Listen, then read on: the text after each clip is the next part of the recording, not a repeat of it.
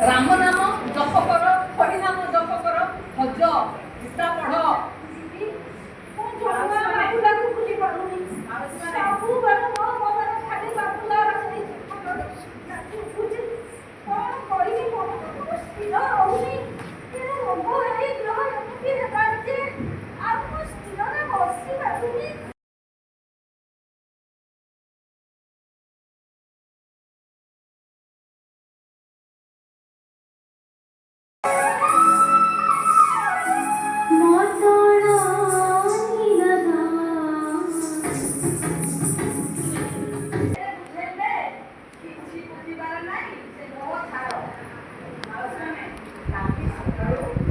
मु professor doctor Gangadhar मिश्र स्मृति सांत्वना साहित्य संसदर सभापति।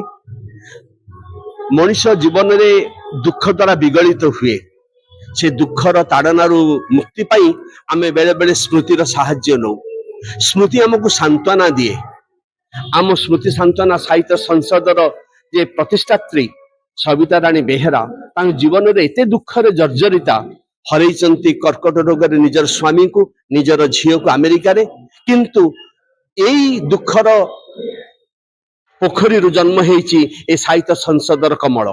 आमर इच्छा जेते दुखी अच्छा समाज रे साहित्य माध्यम सांस्कृतिक कार्यक्रम माध्यम से आखिर लुह टिके पोछीदबा, संपर्क सेतु को निबिड़ करवा।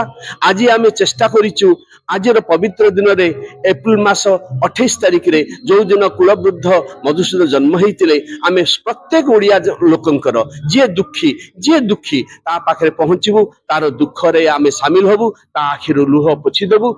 आम तेणु चेष्टा करूँ स्मृति और सांत्वना माध्यम पाखे पहुँचिकी उपशम कर चेष्टा करूँ। जय तु साहित्य, जय तु संस्कृति, जय तु ओडिया जाति, जय ओडिया अस्मिता। Thank you friends. मु सविता राणी बेहेरा, मु स्मृति सांत्वना परिवार प्रतिष्ठात्री।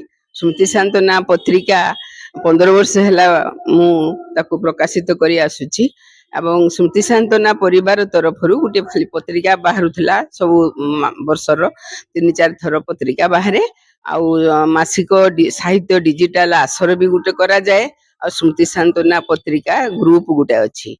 किंतु प्रथम थर पर कि एथर स्मृति सांत्वना साहित्य संसद गोटे गठन कराला एवं एटा एक ओडिशार एक रेजिस्ट्रेड संस्था भाव गठन कराई 2 वर्ष है एवं से स्मृति सांत्वना साहित्य संसद तरफ आज तार विश्व मिलन और सांस्कृतिक संध्या पालन करागला, जोटा एजावत प्रथम थर पर कि सांस्कृतिक उत्सव गोटे पालन करागला। आज आउ एथिरे सभापति अच्छंती प्रोफेसर गंगाधर मिश्र, सेक्रेटरी अच्छंती डॉक्टर भास्कर चंद्र साहू, सांस्कृतिक संपादिका अच्छंती डॉक्टर सुमित्रा मिश्र, मु परिचालना संपादिका अच्छी एवं डॉक्टर सुचेता राउत उपसभापति अच्छंती, डॉक्टर ना अनिमा पटनायक उपसभापति अच्छंती, ट्रेजरर विरूपाक्ष नारायण सामंतराय अच्छंती एवं साहित्य संपादिका जोगश्री सामल अच्छंती। वर्तमान पई कि एही एग्जीक्यूटिव बॉडी हमर कार्य करूची।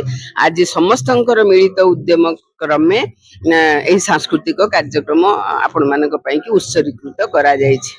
मु होची डॉक्टर भास्कर चंद्र साहू, स्मृति सांत्वना साहित्य संसदर संपादक। आज आम जो प्रोग्राम करछु हमर स्मृति सांत्वना साहित्य संसद ए गोटे प्रथम स्मृति सांत्वना पत्रिकार आरंभ होइतिला एवं एबे 1925 मसिया रे ना 2025 मसिया रे आमे साहित्य संसद आमर रजिस्ट्रेशन होइछि। तापरे आमे मनस्थ कलु जे प्रति वर्ष ए गोटे सांस्कृतिक संध्या आरंभ करिवु, जोठी कि सांस्कृतिक साहित्य पत्रिका सहित सांस्कृतिक कार्यक्रम निहाती आवश्यक। से उद्देश्य नहीं आमे संस्कृतिर प्रचार प्रसार पई आमे ए वर्ष आज दिन रे आमे आरंभ करिछु आम स्मृति सांत्वना साहित्यर विश्व मिलन सहित सांस्कृतिक संध्या। ସ୍ମୃତି ଆଉ ସାନ୍ତନା। ସେ ସ୍ମୃତି ସାନ୍ତନା ହଉଛନ୍ତି ସବିତାରାଣୀ ବେହେରାଙ୍କର। ସେ ହଉଛନ୍ତି ସାନ୍ତନା ଯିଏ ଜଣେ ଇଞ୍ଜିନିୟର ଥିଲେ ସେ ଆମେରିକାରେ। ସେ ଜଣେ IIT ଇଞ୍ଜିନିୟର। ସେ ତାଙ୍କର ଦେହାନ୍ତ ହେଇଯାଇଛି ଏବଂ ତାଙ୍କର ସ୍ମୃତି ପାଇଁ ତାଙ୍କର ତାଙ୍କୁ ସାନ୍ତ୍ୱନା ଦେବା ପାଇଁ ଏବଂ ସ୍ମୃତି ହଉଛି ତାଙ୍କର ପୁଅ ତାଙ୍କର ସ୍ମୃତି ରକ୍ଷା କରିବା ପାଇଁ ସ୍ମୃତି ଆଉ ସାନ୍ତନା ଏଇ ପୁଅ ଅଛନ୍ତି କିନ୍ତୁ ତାଙ୍କର ସ୍ମୃତିଟାକୁ ବଜାୟ ରଖିବା ପାଇଁ ସେ ଦେଇଛନ୍ତି ସ୍ମୃତି ସାନ୍ତନା ସାହିତ୍ୟ ସଂସଦ କରିଛନ୍ତି ଏବଂ ସେଇ ସ୍ମୃତି ସାନ୍ତନା ପତ୍ରିକା ହିଁ ତାଙ୍କର ଜୀବନ। ସାହିତ୍ୟ ହଉଛି ତାଙ୍କର ଜୀବନ। ଦୀର୍ଘ 15 ବର୍ଷ ଧରି ସେ ତାଙ୍କ ସ୍ୱାମୀ ଚାଲିଗଲେ। ସ୍ୱାମୀ ହଉଛନ୍ତି ପ୍ରଫେସର ରମେଶ ଚନ୍ଦ୍ର ବେହେରା। ସେ ମେଟାଲୋଜିର ପ୍ରଫେସର ଥିଲେ ରାଉରକେଲାରେ। ତାଙ୍କର ବି ଦେହାନ୍ତ ହେଇଯାଇଛି। ତାଙ୍କର ଦେହାନ୍ତ ପରେ 4-6 ମାସ ପରେ ଝିଅର ବି ଦେହାନ୍ତ ହେଇଗଲା। ତେଣୁ ସ୍ୱାମୀକୁ ହରେଇ ଝିଅକୁ ହରେଇ କେବଳ ଏଇ ପତ୍ରିକାକୁ ନିଜର ସ୍ୱାମୀ ଝିଅ ପୁଅ ସବୁ କିଛି ମନେକରି ସେ ବର୍ତ୍ତମାନ ତାକୁ ହିଁ ଧରି ବଞ୍ଚିଛନ୍ତି। ତାଙ୍କ ଜୀବନ ସେଇଥିରେ ଏବଂ ସେଇ ପତ୍ରିକାକୁ ବଞ୍ଚେଇ ରଖିବା ପରେ ଆମେ ଗୋଟେ ସାହିତ୍ୟ ସଂସଦ ଆରମ୍ଭ କଲୁ। ସାହିତ୍ୟ ସଂସଦ ରେଜିଷ୍ଟ୍ରେସନ କଲୁ ଏଇ ପତ୍ରିକାଟାକୁ ବଞ୍ଚେଇ ରଖିବା ପାଇଁ। ତେଣୁ ସଂସଦଟା ଜନ୍ମ ଲାଭ କଲା 2025 ମସିହାରେ।